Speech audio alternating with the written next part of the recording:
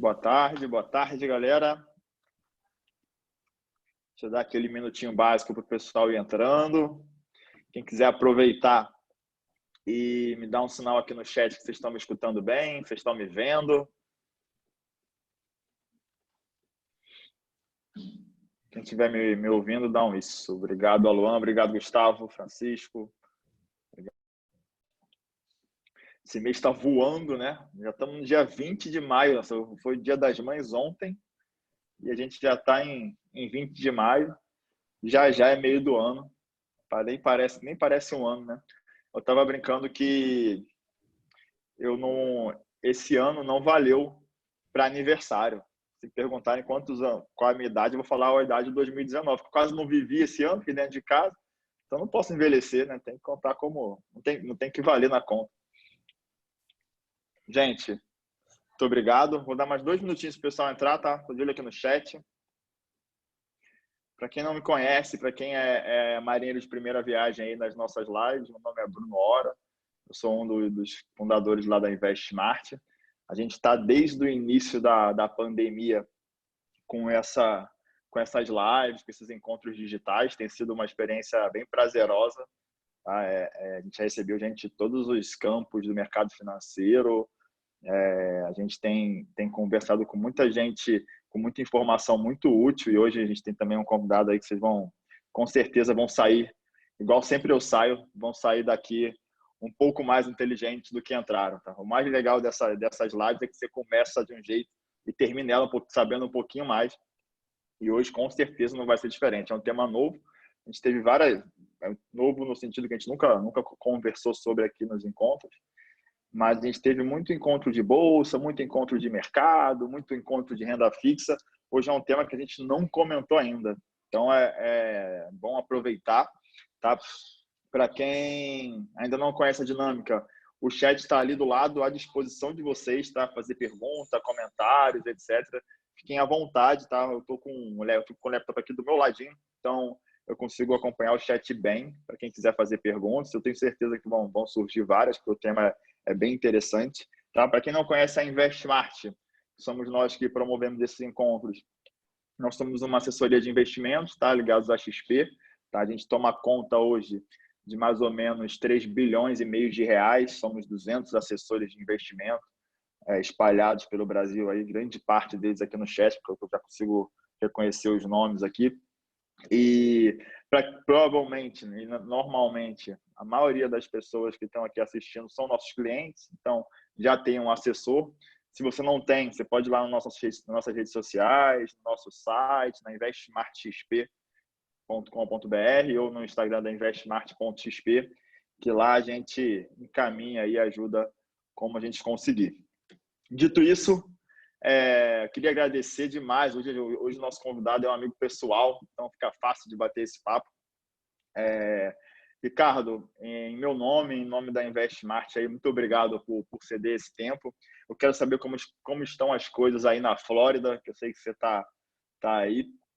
Mas antes disso, e principalmente nesse papo, que é um assunto que é um pouco diferente do que a gente tem feito, não é falar de produto de bolsa de valores, renda fixa, mercado financeiro local, eu queria muito que você se apresentasse e falasse um pouco da sua história e da história da Admax, que é a empresa que você fundou, que é uma empresa que a gente é muito próximo, porque a gente aprende muito com vocês aí. Então, muito boa tarde, muito obrigado pela visita. Por favor, apresente-se. Já somos 100 pessoas aqui, a gente falou que ia chegar a 100, chegou a 100 rapidinho, viu? Bom, boa tarde. Queria agradecer a você, Bruno, ao Samir, a Vanise, ao Daniel e toda a equipe do InvestSmart pelo convite. É sempre um prazer estar podendo participar dos eventos de vocês. Bom, a minha história é a seguinte: eu cheguei em Miami em 1990, logo depois do Plano Collor, aquele plano lá que congelou o dinheiro das pessoas. Cheguei com um pouco de dinheiro e um diploma de administração de empresas debaixo do braço e comecei a ir para a luta. Fui procurar emprego, como praticamente todo novo imigrante faz, fui em postos de gasolina, em restaurantes. E o que eu mais escutava nos meus pedidos de emprego era não. Eu chegava, por exemplo, num restaurante e falava: tem trabalho? Não, não tem trabalho. Aí eu chegava num outro restaurante, tem trabalho, mas você tem experiência? Eu dizia não. Eu lembro até que uma vez eu fui num restaurante que a pessoa chegou para mim e disse o seguinte, ele me perguntou se tem experiência, eu falei que não, ele falou, olha, tem um restaurante aqui na outra esquina que eles estão precisando de gente, mas não fala que você não tem experiência, porque senão não vão te contratar. Aí eu comecei nessa caminhada, fui em postos de gasolina. Um dia eu fui num posto de gasolina e perguntei se lá tinha emprego, a pessoa me disse que não. E aí, por sorte, eu encontrei na fila um empresário brasileiro que tinha um programa de televisão em São Paulo, que era o Shop Tour. E aí eu reconheci ele da televisão, comecei a conversar com ele, falei, tudo bem, como vai? Ele muito simpático, eu falei, o que você faz aqui? Aí ele falou para mim, ó, a gente está começando a montar uma empresa de publicidade e marketing para, no início, vender publicidade do Shop Tour, né?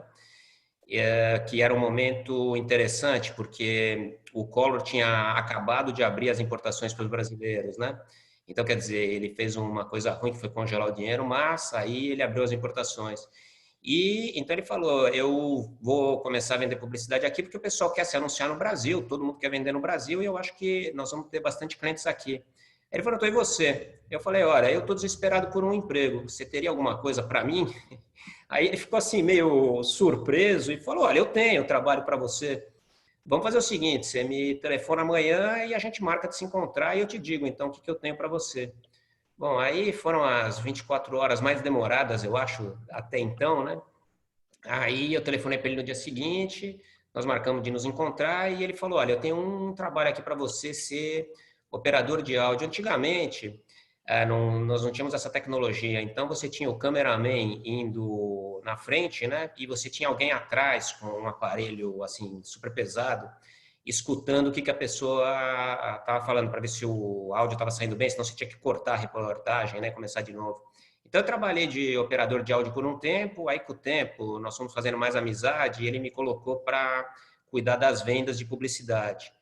E eu vendi publicidade desde lojas no centro de Miami até shopping centers, hotéis, empresas de exportação que queriam vender, né, para o Brasil jet skis, barcos. Então foi assim uma experiência interessante. O pessoal tinha resultado, porque todo mundo no Brasil também estava curioso de saber como se fazer essas compras.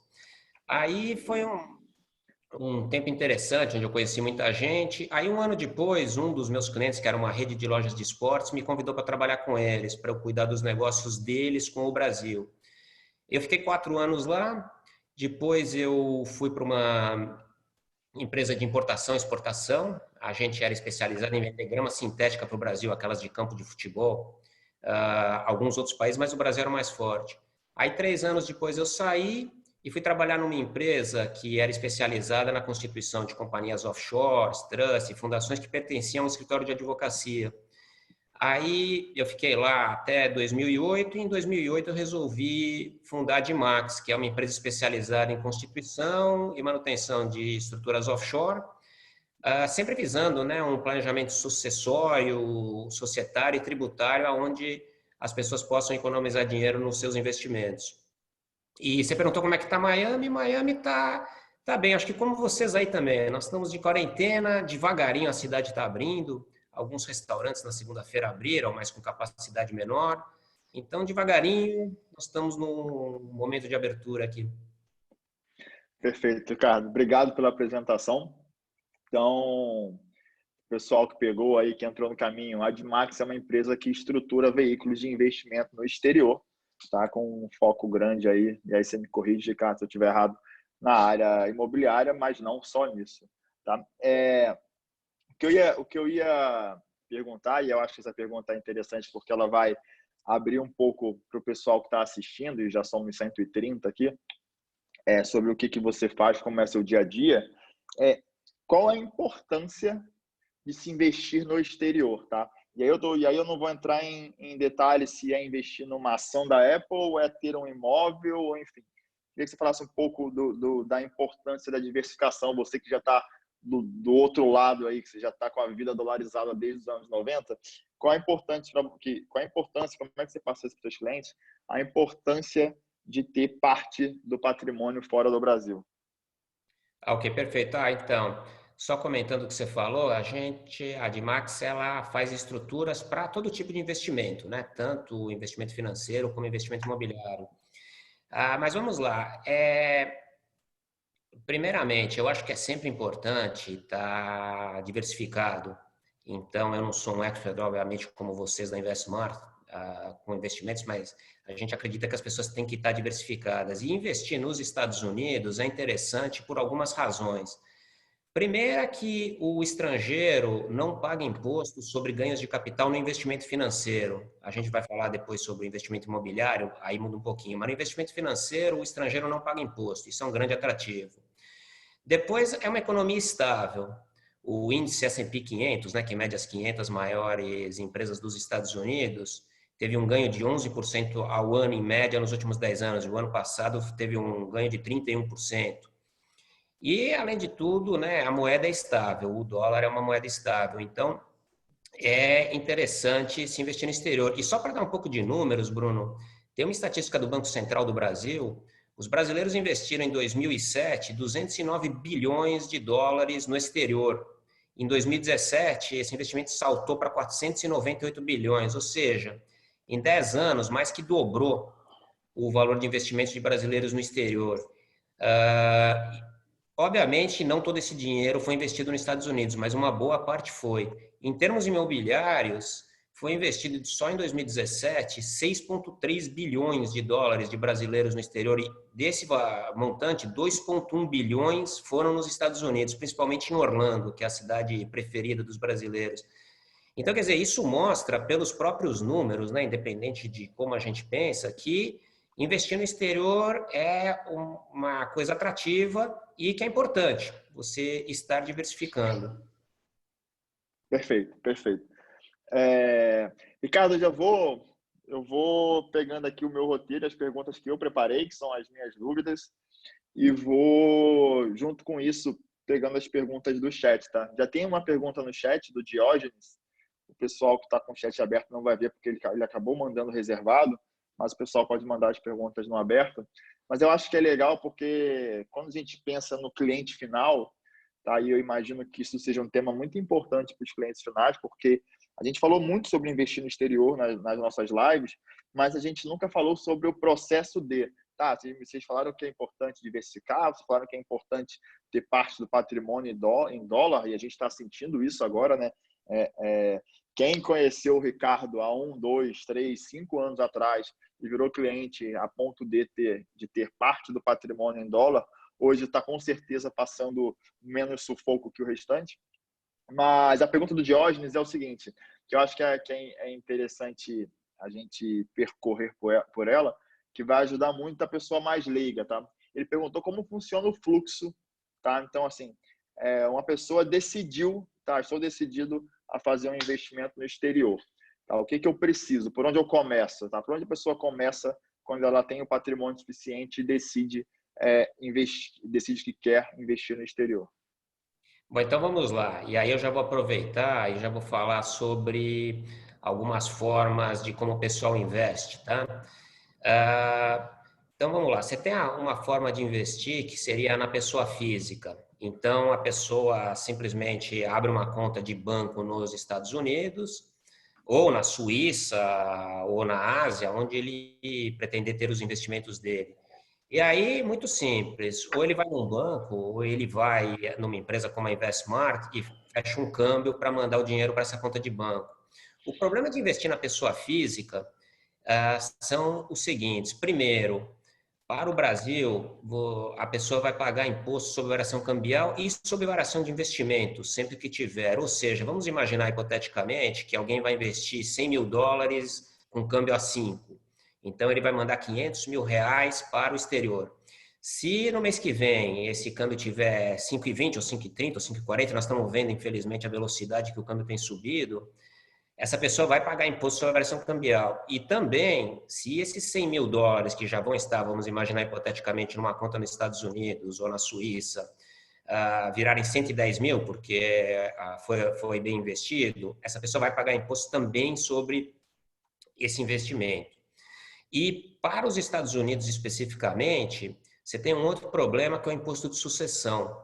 todo estrangeiro que investe nos Estados Unidos em ativos americanos, e o conceito de ativos americanos acho que é como no Brasil também, ações de empresas americanas, obras de arte, avião, barco, propriedades, mas no caso específico aqui vão ser ações de empresas americanas. Então, se esse indivíduo tiver no portfólio dele ações da Apple, da Microsoft, da Google, os próprios índices, o S&P 500, o Nasdaq, se essa pessoa vier a falecer e o investimento estiver em nome de pessoa física, a isenção dele é só US$ 60.000. Então, tudo que passar de US$ 60.000 vai se pagar um imposto que vai de 18% a 40%.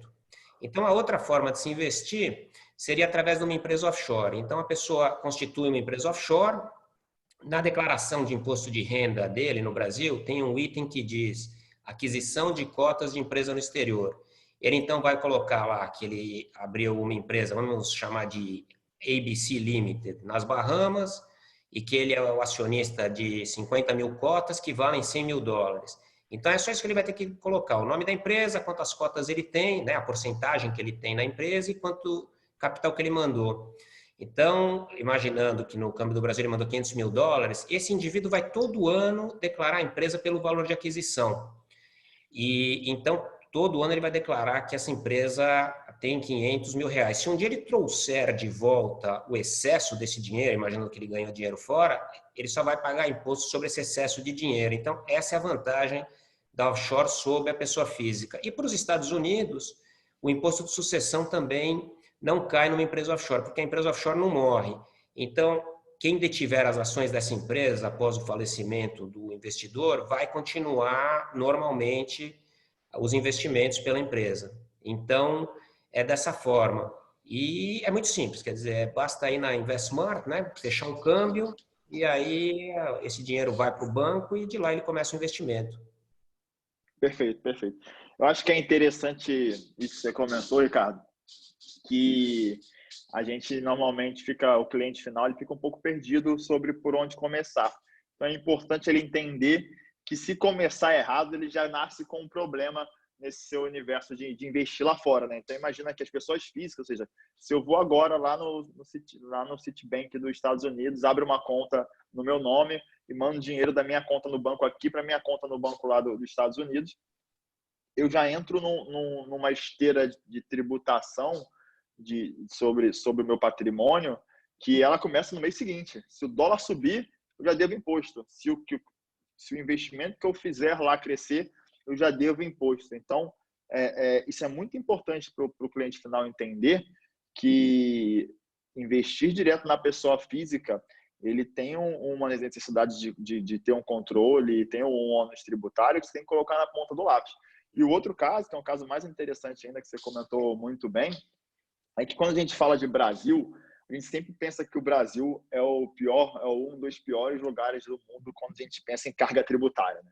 A gente realmente quando a gente pega ali a foto panorâmica, um país com a carga tributária altíssima, mas quando a gente pega esse imposto específico, que é o nosso ITCMD, que é o nosso Imposto de Transmissão Causa-Morte, ou seja, o nosso Imposto sobre Herança, e a gente compara com o resto do mundo, a gente está entre os mais baratos, né? É difícil dizer que o Brasil é o mais barato em algum tipo de imposto, mas nesse imposto tanto que, como você falou muito bem, nos Estados Unidos, o imposto de transmissão ele chega a 40%. Imagina que você tem 1 milhão lá e você pode ter desse 1 milhão, 400 mil, ele ser imposto para o governo e para o Estado, se tiver lá dentro dos Estados Unidos. Então, isso é bem interessante o pessoal saber.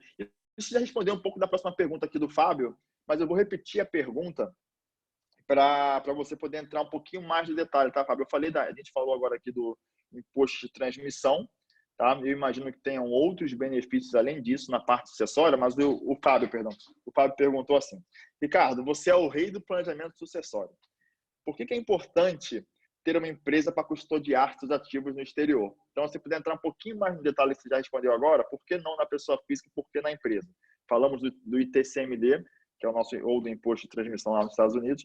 Quais são as outras vantagens sucessórias de você ter uma empresa offshore ou um outro tipo de veículo institucional, enfim, que a gente vai falar depois sobre? Sim, veja, se o investimento estiver na pessoa física, vai ter que se esperar, no momento de falecimento da pessoa, todo aquele processo de inventário, né? Além do imposto de sucessão que a gente já conversou.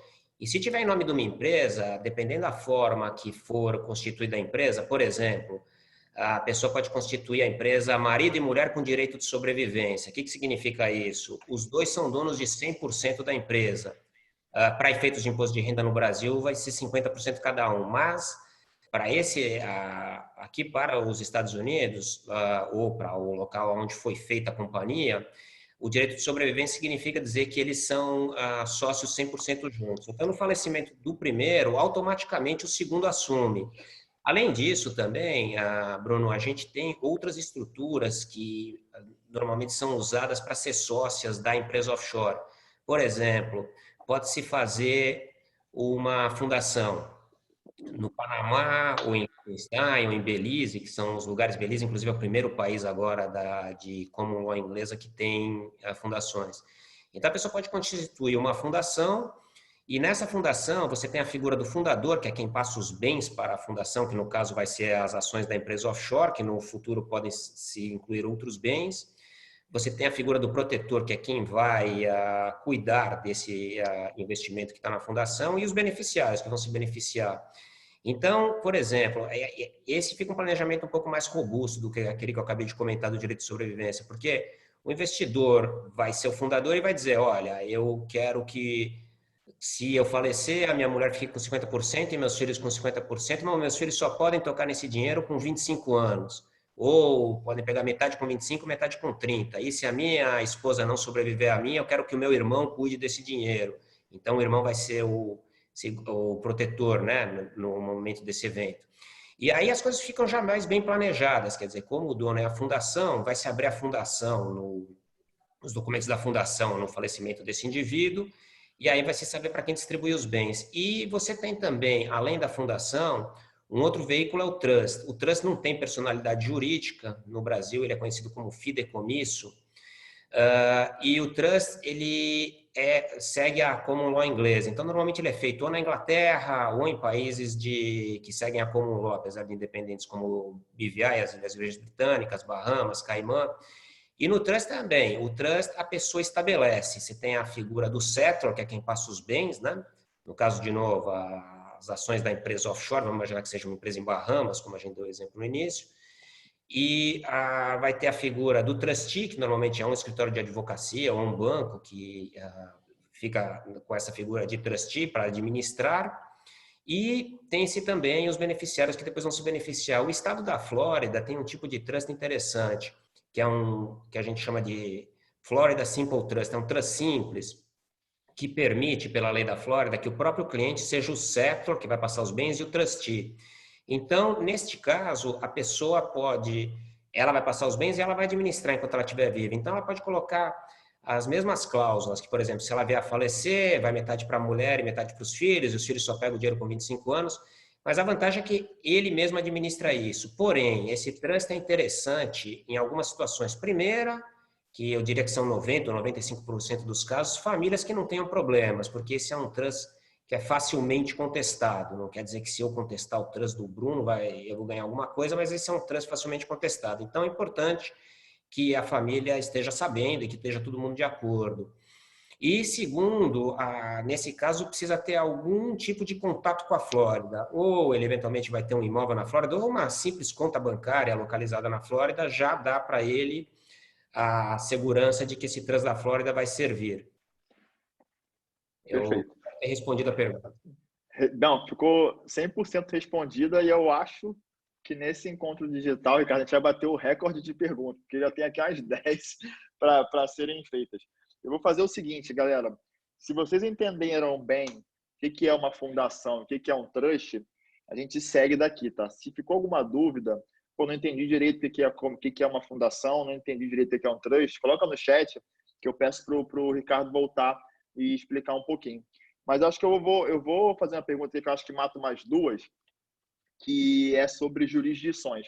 Eu queria só antes de a gente entrar nessa parte de jurisdição, você falar qual acho que você mais usa e por quê, ou qual que você acha melhor para um tipo de para investimento imobiliário ou para outro tipo de investimento, enfim, se você puder dar um overview de jurisdições para a gente, mas isso que você falou do direito de sobrevivência, que é que dentro da fundação, dentro da empresa, fica marido e mulher, como se os dois fossem 100%, e se um faltar, o outro automaticamente assume.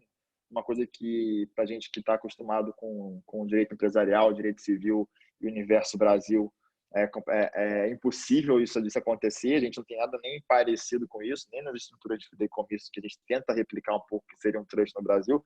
Eu acho sensacional, tá? Então, isso, para quem não pegou, é como se os dois fossem donos, 100% donos, até um faltar e o outro assumir. Isso assim, quando a gente coloca na ponta do lápis, é uma economia tributária, é uma eficiência burocrática gigantesca aí que a gente deixa de passar por ter se planejado bem, né? Achei sensacional. Eu vou ler mais. Eu já tinha escutado você falar sobre isso em janeiro e a gente se fala quase de 4 em 4 meses aí. Então já escutei você falar várias vezes, mas eu vou fazer meu dever de casa e vou pesquisar melhor sobre esse direito de sobrevivência. Então vou pular a parte e vou supor que o pessoal aqui, já passamos de 150 pessoas, entendeu direitinho o que é uma fundação e o que é um trust.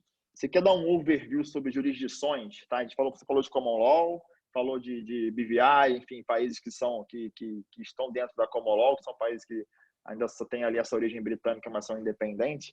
Mas eu queria que você desse um overview tanto dos países de common law, como os que já seguem um pouquinho mais a legislação americana, para o pessoal entender ali. Já teve uma pergunta perguntando entre Bahamas, Panamá e Belize, mas eu acho legal a gente dar um overview geral aí. Então vamos lá. Os países de common law, eles basicamente seguem os mesmos princípios. Então vamos lá. Nós temos Caimã, temos BVI, Bahamas, Belize, a British Anguila. Então eles seguem a common law para todos os negócios internacionais. Nesses países você só precisa ter um acionista e um diretor, pode-se colocar mais. A empresa também não paga nenhum tipo de imposto nesse país, desde que o investidor, o shareholder da companhia não esteja fazendo negócios lá. E também não há nenhuma obrigação de preparação de balanços contábeis e declaração de imposto de renda nesses países. Aí nós temos o Panamá, que é um país de civil law, né, que é a lei civil do Panamá. O Panamá necessita-se ter 3 diretores, ao invés de um, como nos países de common law que nós citamos. O Panamá precisa ter um acionista, no mínimo, né? Pode ter mais. Também não há nenhuma necessidade de preparação de balanços contábeis, nem de pagamento de impostos. O Panamá é muito usado por companhias na área de importação e exportação.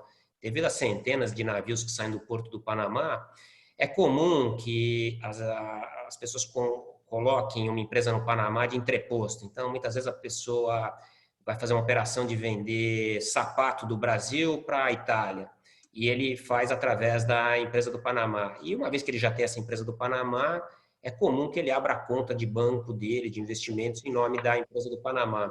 Além disso, nós temos alguns tipos de empresa também. Por exemplo, na Escócia, você tem um tipo de empresa que é a Scottish Shell LP, Limited Liability Partnership, que é um tipo de empresa na Escócia que não se paga imposto.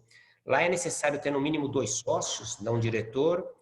É obrigatória a preparação de balanços contábeis, mas eles não têm que ser auditados. E, como eu havia dito, né, não paga-se nenhum tipo de imposto lá, porque é um tipo de empresa na Escócia que não se paga nenhum tipo de imposto. E lá na Escócia, a vantagem de ter uma empresa lá é que a Escócia não é considerada paraíso fiscal. Então, muita gente, às vezes, está fazendo algum tipo de operação, como, por exemplo, pagamento de royalties para o exterior. Empresas consideradas paraíso fiscal, que são todas aquelas outras que eu citei antes, paga-se um imposto de 25%. Se não for paraíso fiscal, paga-se 15%. Agora, acho que é importante a gente deixar claro também qual é o conceito de paraíso fiscal. Paraíso fiscal não tem nada de errado de alguém ter uma empresa no paraíso fiscal. Simplesmente são países que têm uma tributação privilegiada, que cobram de 0 a 20% de imposto. Todos esses países que eu citei agora, paga-se 0 de impostos, né? Então, se for uma operação comum para, por exemplo, abrir uma conta de investimentos ou comprar uma residência, qualquer uma dessas que nós citamos no início, são populares de serem constituídas. O que nós mais temos constituído nos últimos anos é, em primeiro lugar, BVI, as Ilhas Virgens Britânicas, e depois Bahamas, e aí já fica assim meio elas por elas. Belize, tem gente que gosta do Panamá, tem gente que gosta das British Anguillas. E agora, aproveitando o gancho, Bruno, vou aproveitar para falar um pouco sobre a compra de residência aqui, que como nós falamos no início, em 2017 foram gastos 2,1 bilhões de dólares de brasileiros em investimentos imobiliários nos Estados Unidos. Então, tem algumas formas de se comprar o imóvel aqui. Então, eu vou das mais comuns para as, vamos dizer assim, mais sofisticadas, mas sempre dizendo quais são as vantagens em termos tributários. Então, pode-se investir na pessoa física, mas como nós falamos no investimento financeiro, se for feito um investimento na pessoa física, a pessoa vai estar no Brasil sujeita a tributos de variação cambial e de variação de investimento, toda vez que tiver essa variação cambial ou de investimento, e o imposto de sucessão também, né? Então, só vou voltar um pouquinho para trás. A variação de investimento, nesse caso, só teria se a casa se valorizasse. Mas, para os Estados Unidos, você tem aquele imposto de sucessão que nós falamos, que vai, todo o valor que passar de 60 mil dólares vai se pagar entre 18% e 40% de imposto. E, então, o que acontece? No momento do falecimento da pessoa, vai se cobrar um imposto sobre o valor de mercado. Então, vamos imaginar que a pessoa comprou uma casa por 100 mil dólares, ela vai dizer, mas só é 60 mil minha isenção, eu não vou me preocupar em colocar uma companhia offshore. Só que se ele, com sorte, viver mais 40 anos e mantiver a casa, pode ser que essa casa que valia 100 mil vai estar valendo 1,5 milhão e vai se pagar um imposto sobre 1,5 milhão, ou seja, vai se tirar 1,5 milhão dos 60 mil e vai se pagar imposto. Aí a segunda forma que se tem é através da companhia offshore direto. Aí você, no caso, o investidor não vai pagar nenhum imposto sobre variação cambial nem de investimento, também não vai haver imposto de sucessão americano. Porém, tem um imposto chamado FIRP aqui nos Estados Unidos, que funciona da seguinte forma: no momento da venda de uma propriedade, se for uma pessoa física ou uma empresa do exterior, cobra-se 15% do valor da venda. Esse dinheiro volta depois. Mas por que eles fazem isso? Para que o estrangeiro não vá embora com o dinheiro que ele eventualmente deve de impostos na venda.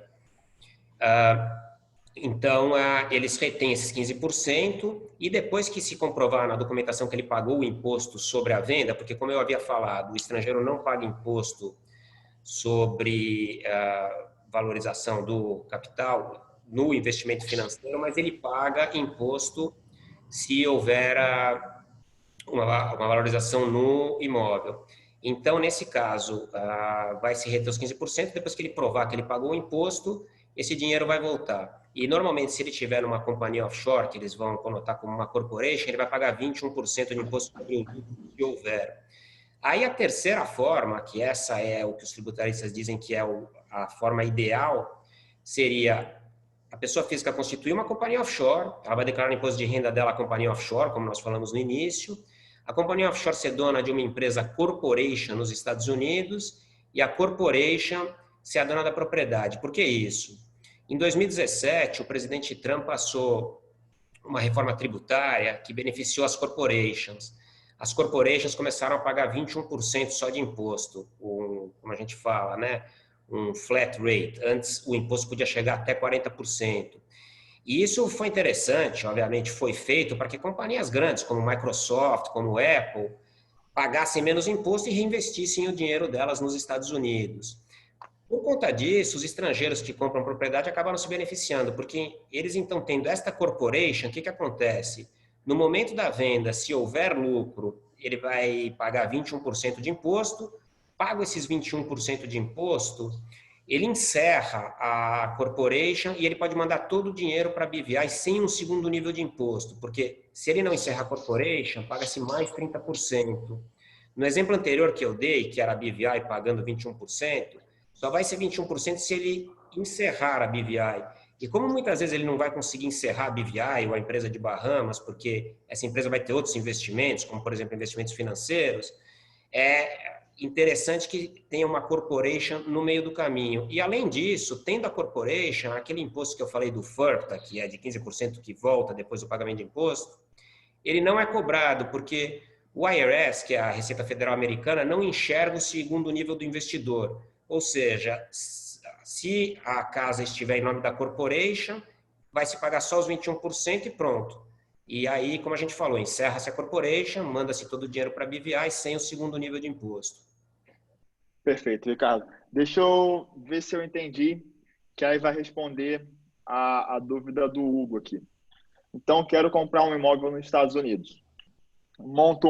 Constituo uma offshore, uma empresa offshore, e aí você citou BVI, eu imagino que, pelo que você falou, BVI e Bahamas são as jurisdições que você mais usa. Então tá, fui lá, falei com você, estou pegando aqui o processo desde o início da minha vontade de ter um imóvel aí na Flórida. Então, constituo uma empresa em BVI ou Bahamas, ou outra jurisdição, mas eu vou ficar com essas. Depois que eu constituir essa empresa offshore, eu constituo uma corporation nos Estados Unidos e o dono dessa corporation é a empresa que eu abri no BVI e a corporation, sim, compra o imóvel. Acertei? Perfeitamente, Bruno.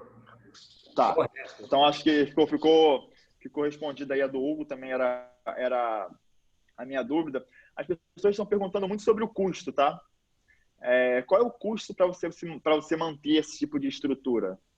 Assim, é óbvio que cada caso é um caso, mas eu imagino que dá para visualizar uma média, para ter uma noção base, mais ou menos, assim, do que seria. Sim, é que, como você mesmo disse, Bruno, varia de país para país, mas eu diria que entre, assim, para a gente dar uma média, nesses mais comuns, de 2.000 a 3.500 dólares, já incluindo um ano de manutenção anual, que inclui taxa do governo, taxa dos agentes registrados, a preparação de documentos, e a manutenção anual a partir do segundo ano é mais ou menos entre 1.500 e 2.000 dólares. Agora é óbvio, né? Varia de jurisdição a jurisdição. Isso é só para a gente dar uma ideia para as pessoas terem em mente. Então bem mais barato do que eu imaginei. Você me está dizendo que $2.000 ano ali seria um custo para eu manter essa empresa offshore ali, tanto ok com o governo da jurisdição dela, como contabilmente. Perfeito. Vamos lá que encheu de pergunta aqui. Peraí. Vamos pegar essa aqui Tem uma sobre o direito de sobrevivência e TCMD. Então, vamos supor, tem uma empresa com direito de sobrevivência, uma das duas pessoas falta, e aí o direito de sobrevivência é exercido e a outra pessoa assume a empresa. A gente sabe que lá fora a lei encara isso com alguma naturalidade, mas no Brasil, no imposto de renda, está dizendo que é uma empresa que cada um tem 50-50. Existe no Brasil, não sei também, eu sei que a sua área é a ponta daí, mas tem alguma informação sobre se incide ou não e TCMD nesse caso? Olha, eu não tenho essa informação.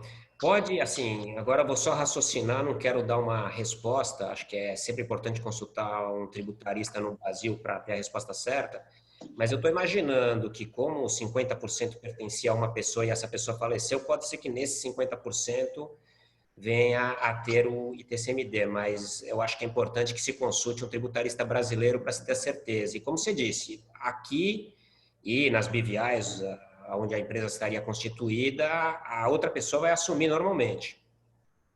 Perfeito. Perfeito. Então vamos lá. Falamos das vantagens tributárias, falamos de fundação e trust, falamos da melhor forma de comprar um imóvel no exterior.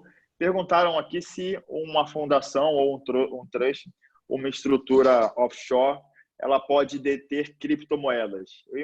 É possível montar uma offshore para gerenciar criptomoedas? Olha, eu acredito que sim, Bruno. Isso é uma questão nova das criptomoedas, mas eu entendo que sim, porque a criptomoeda é um ativo e qualquer ativo pode estar embaixo de uma companhia offshore. Óbvio, a pessoa vai declarar no imposto de renda dela do Brasil que ela tem a empresa offshore e que essa empresa offshore detém as criptomoedas. Aí, de novo, é importante falar com o tributarista brasileiro para saber como é que faz. Mas sim, em termos de empresa offshore, a empresa offshore pode ter qualquer ativo, inclusive as criptomoedas. Perfeito, perfeito. É, pergunta do Lucas, tá? A gente falou um pouquinho dos custos, que eu já entendi que no primeiro ano vai entre 2.500 e 3.000 dólares no ano, e no segundo ano vai entre 1.500 e 2.000 dólares no ano para você manter essa empresa de pé. E um ticket mínimo, se eu tenho 100 mil dólares é o suficiente para eu começar esse processo? Ou até onde aí, na sua experiência, qual é o valor mínimo que eu tenho que ter disposto para investir fora do Brasil para valer a pena e para fazer sentido toda essa estruturação? Sim, vamos lá. Vamos pensar primeiro do lado dos Estados Unidos. 60 mil dólares, a pessoa vai ter isenção. Muitas vezes, marido e mulher junto, pode ser que tenha uma isenção de 120. Eu digo pode ser porque isso vai caber para um juiz decidir. Ele pode decidir que o dinheiro era todo do marido e que não. Então, a isenção era só os 60 mil. Então, pensando sobre o ponto de vista dos Estados Unidos, eu diria que mais ou menos 250 mil dólares já seria interessante. Porém, agora voltando para o lado do Brasil, nós temos que nos lembrar que tem essa questão do imposto sobre a variação cambial. Então, às vezes, próprios 100 mil dólares, como ele está citando, já fazem sentido, porque nós vimos aí recentemente o câmbio no Brasil se desvalorizar assim quase que diariamente, né? Nós tivemos uma fase aí quando teve todos os problemas políticos aí de saída do Moro, depois saída do, não, antes, né? Teve a saída do ministro da Saúde, e depois também teve a saída do outro ministro da Saúde. É tanto ministro saindo que a gente já esquece as datas. Então, todos esses problemas políticos estão fazendo com que o câmbio no Brasil se desvalorize. Então, pensando nesse sentido, me dá a impressão que qualquer investimento no exterior, até esses 100 mil dólares que ele está dizendo, já valeria a pena pensar em se constituir um offshore. E também é muito possível que esses 100 mil dólares não vão ser o único dinheiro a ser investido. Com o tempo, a pessoa, ou quando o câmbio baixar, ou quando ele tiver uma reserva, ele vai provavelmente mandar mais dinheiro. Perfeito, perfeito.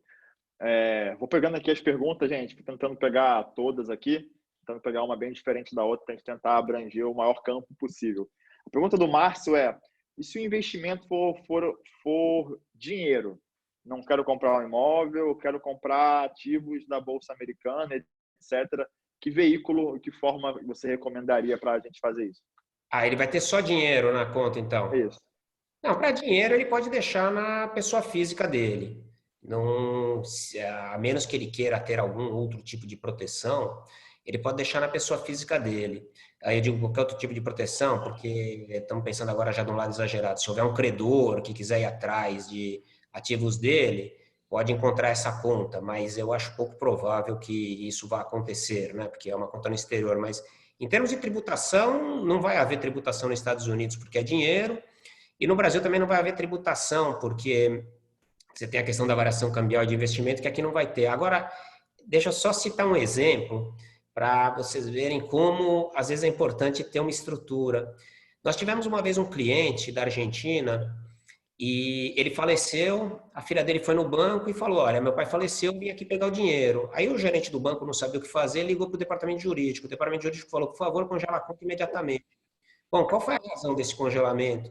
Lá no banco ele realmente não tinha nenhum ativo para pagar imposto de sucessão, mas como o banco não tinha certeza se ele não tinha uma casa em algum lugar, ou uma outra conta de banco com ações de empresas americanas, o banco congelou a conta dele até que se provasse que não havia nenhum ativo nos Estados Unidos.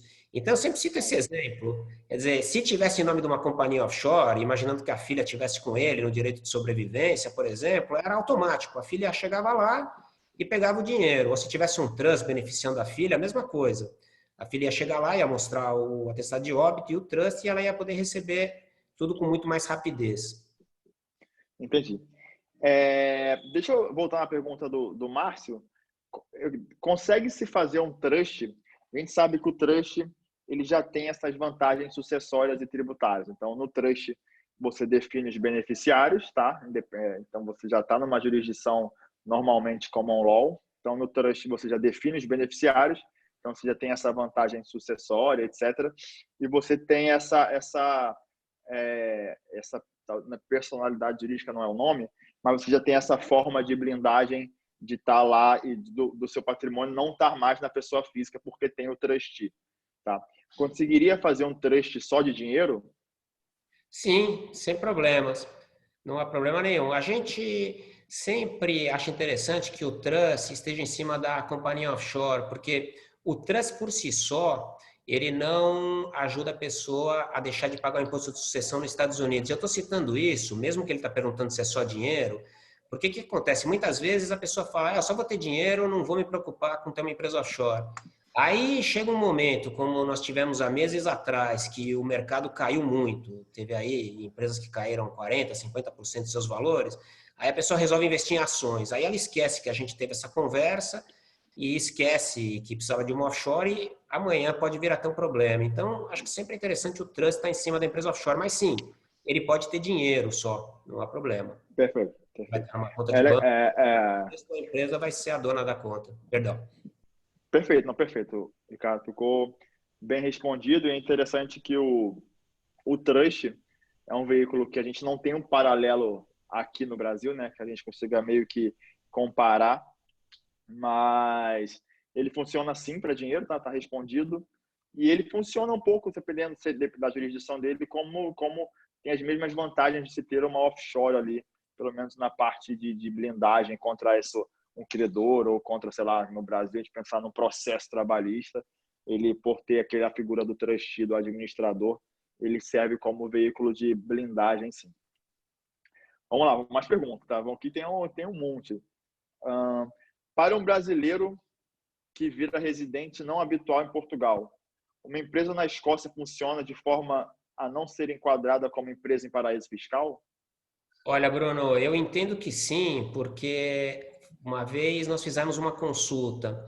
Porém, de novo, acho importante conversar com algum tributarista de Portugal, porque essas coisas mudam com muita rapidez. Tinha uma época que o Panamá não estava na lista negra considerada de Portugal e agora já está. Então, eu acho que é importante que seja consultado um tributarista, mas eu entendo que sim, que a empresa da Escócia, ela não é considerada paraíso fiscal para Portugal. Perfeito, perfeito. Recebi foi no reservado também, então talvez o pessoal do chat não veja, que a Monique comentou que no patrimônio do Trust não incide TCMD, tá? Que foi a última resolução do COSIT. Tá bom, Monique? Tá? Obrigado pela informação. Então, sobre o patrimônio do Trust, não incide TCMD. Tá? Eu acho que aí, junto com a fundação e com a offshore, é muito importante ter vocês devem ter percebido aí, pelo nível de complexidade que às vezes a conversa atinge, mesmo o Ricardo sendo mega didático, como eu sei que ele é, que é importante ter um especialista do lado quando você vai montar um tipo de operação nesse nível, seja um trust para dinheiro, seja para comprar um imóvel ou fazer uma atividade com algum tipo de ativo financeiro mais complexo lá fora. Importante você estar bem amparado de profissionais, porque é um passo importante, é um passo que com certeza vai evitar muita dor de cabeça lá na frente, por isso ele tem que ser bem tomado agora, quando você está pensando em se planejar. Tá? Pergunta do Maurício Reis. Até quantos sócios com direito de sobrevivência pode se colocar? É só para marido e mulher ou você pode usar esse direito de sobrevivência em outros Não, dados? você pode colocar para várias pessoas. Pode ter até,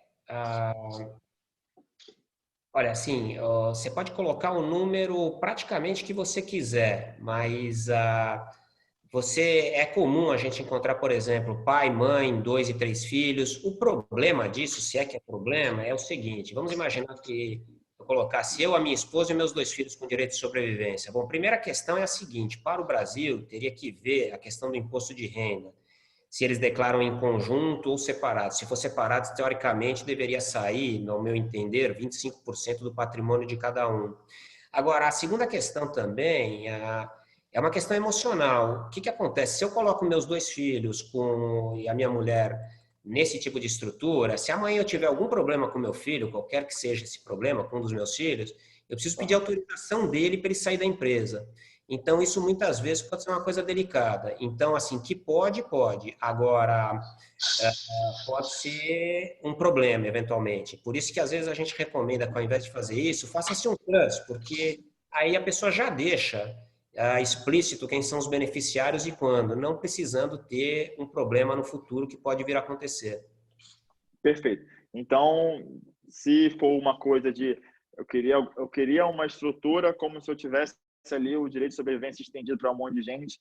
Talvez seja melhor olhar para o trust, que você consegue definir beneficiários, é um instrumento privado dentro da common law inglesa, então está assim bem amparado juridicamente. A gente sabe que os países, as jurisdições da common law, a última instância jurídica deles é a Corte de Londres, então mesmo que você vá para o BVI ou para Caimão ou para essas jurisdições de common law, você está bem amparado juridicamente. O trust tem essas vantagens. Legal.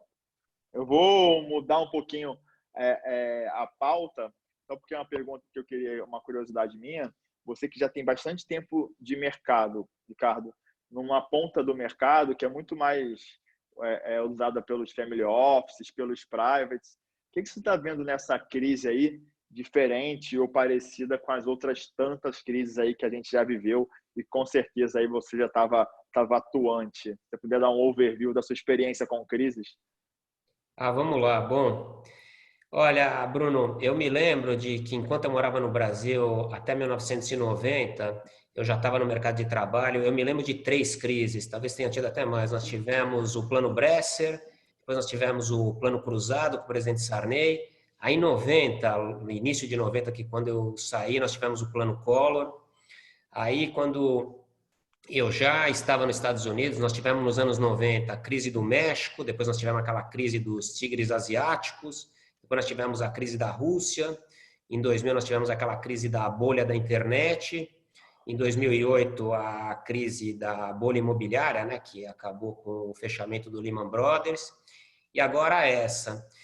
Olha, na minha opinião, essa é a pior de todas que nós passamos, porque essa não é uma crise localizada como foram as outras, né? Como se tem uma no México, uma na Rússia, uma aqui com a bolha imobiliária. Essa é uma crise que está, uma pandemia que está pegando o mundo todo.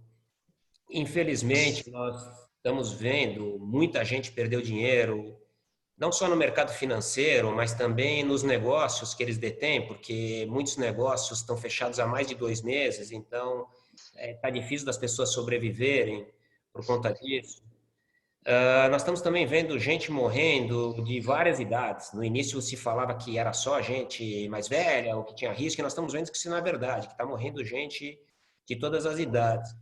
Então, isso me faz pensar como é importante que as pessoas façam um bom planejamento tributário, um bom planejamento sucessório, um bom planejamento financeiro e que não adiem esse planejamento. A gente vivia sempre numa correria, todo mundo, e amanhã eu faço, hoje eu tenho prioridade, eu tenho reunião com não sei quem. Então, sabe, agora é um momento que nós estamos aqui todos de quarentena, que a gente deveria pensar nos nossos objetivos de futuro. Então, acho muito importante, porque, veja bem, não só que quando se faz um bom planejamento, seja ele tributário, financeiro ou sucessório, a pessoa vai economizar dinheiro e esse dinheiro pode vir a ser necessário no momento de uma outra crise, como essa que nós estamos vivendo. Essa pessoa também não vai deixar os entes queridos delas, sabe, sem nada e desguardados. Então, a gente vê que isso é muito importante. Agora, é uma crise séria, mas como todas as outras crises, nós vamos sair dela e, se Deus quiser, nós vamos sair muito mais fortalecidos do que nós entramos. Mas, para mim, essa é a pior crise que nós passamos dentre todas essas que eu mencionei, né? Desde quando eu comecei a trabalhar. Perfeito, Ricardo. A gente teve muitas perguntas, com certeza é o recorde de perguntas aqui da nossa live, então eu vou dar um recado aqui. Acabei de escrever no chat, tá, gente? Quem quiser fazer uma pergunta e que essa pergunta chegue no Ricardo, eu deixei um e-mail ali, tá? Vocês podem escrever para aquele e-mail e aí eu coloca no título do e-mail live com a Dimax, e aí manda para aquele e-mail com a sua pergunta, que a gente faz chegar a pergunta lá no Ricardo, depois faz chegar a resposta também. Quem sabe não marcar uma reunião, enfim, aí quem tem interesse, quem já está de olho em ver um imóvel lá fora, ou quem se interessou muito sobre o assunto, quer conversar sobre no detalhe, ou falar seu caso específico lá para o Ricardo ou para a equipe dele, pode escrever nesse e-mail aqui que a gente faz a pergunta chegar lá, tá? Ricardo, eu queria que você me desse, na verdade, essa é uma parte da live que eu gosto muito, para a galera,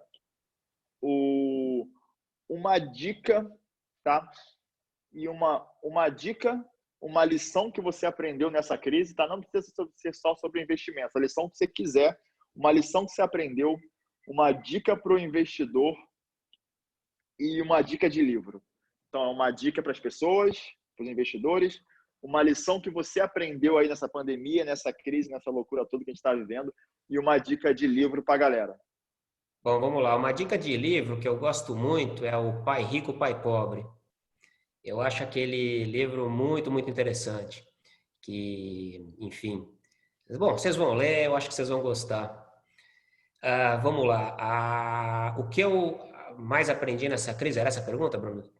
Uma lição tirada da crise. Uma lição. Bom, uma lição que eu tiro da crise é a seguinte, que as pessoas conseguem se adaptar a qualquer situação. Quer dizer, nós estamos todos praticamente presos, né, nas nossas casas por 40, 60 dias, saindo o mínimo possível, e que é uma coisa que, se falassem para mim, pelo menos, há tempos atrás, você vai ter que ficar na sua casa 60 dias, eu ia imaginar que era impossível, como que eu ia poder trabalhar, como que eu ia poder fazer outras coisas, e a gente vê que todo mundo se adaptou. Inclusive, eu acho que o lado bom de tudo isso é que todos nós estamos agora mais perto da nossa família. Eu comentei outro dia com uma pessoa que há anos eu não tinha 3 refeições por dia com a minha esposa, com meus filhos. Isso tem sido um negócio muito prazeroso. Então, eu acho que essa é a lição, que nós somos adaptáveis, qualquer que seja a situação, qualquer que seja a crise, nós todos nos adaptamos. E a dica para o investidor, acho que é aquela que eu falei anteriormente, se planejem, não façam seus investimentos com pressa, consultem os tributaristas, as pessoas que vão fazer os investimentos para vocês com muita calma, consultem eventualmente as suas esposas ou seus filhos, se eles tiverem experiência no mercado, para que você tome as decisões corretas e se planeje, não adie seu planejamento, porque como nós estamos vendo, infelizmente, como está acontecendo nessa crise, uma má notícia pode acontecer de repente com qualquer um de nós, e quanto mais bem planejados nós estivermos, mais dinheiro nós vamos economizar para que a nossa família tenha mais dinheiro para poder continuar a vida sem as pessoas, né, não vou dizer principais, mas os investidores. Perfeito, cara. Acho que ficar claro e ficou mais claro, porque eu comentei lá no início, com certeza as 155 pessoas aí que assistiram a nossa live terminaram a nossa hora mais inteligente, um pouquinho mais inteligente do que começaram, tá? Eu coloquei no chat para quem não viu, deixa eu botar, eu acabei que eu botei no privado, vou botar de novo. Coloquei um e-mail para quem quiser fazer mais pergunta, tá? E aí tem ali uns contatos para quem quiser fazer mais pergunta também, tá? Porque eu sei que vão ter muitas dúvidas, as pessoas vão querer conversar, vão ter casos específicos. Queria agradecer demais, Ricardo, pela sua hora aí com a gente. Como eu estava dizendo, com certeza a gente saiu daqui sabendo um pouquinho mais do que sabia antes. Obrigado demais pelo tempo aí, pela aula. A gente que já somos amigos de longa data aí, eu tenho muita honra em poder dizer que sou seu amigo aí, que é um cara que eu admiro bastante, que eu sei que entende muito do negócio, e a facilidade com que você fala sobre o assunto aí transparece muito bem isso, tá? Acho que nossas portas aqui estão sempre abertas aí para vocês, aí sempre que a gente estiver na Flórida, aí espero que quando isso acabar a gente possa almoçar aí. Eu dera para estar voltando da Flórida hoje, se não tivesse nada acontecido, mas com certeza aí daqui a um ano, quem sabe ano que vem eu tô aí para a gente bater um papo, tá? Obrigado demais pelo seu tempo e com certeza o pessoal que assistiu aqui vai ter mais dúvida, vai ter mais e-mail aí para receber. Eu vou fazer esses e-mails chegar em você e depois a gente dá um jeito de responder eles, tá? Brigadaço, cara. Bruno, bom, obrigado a você, de novo, a todo o pessoal da InvestSmart. Gostaria de dizer que a recíproca é verdadeira, eu também tenho muito orgulho de ser seu amigo. Já nós nos conhecemos há muitos anos, já participei de 2 eventos de vocês no Rio de Janeiro que foram maravilhosos de ter participado. E gostaria de agradecer a todo mundo também que nos assistiu. Obrigado pelo tempo de vocês e estou à disposição. Obrigado novamente. Obrigado, cara. Um abraço, galera. Até a próxima. Um abraço.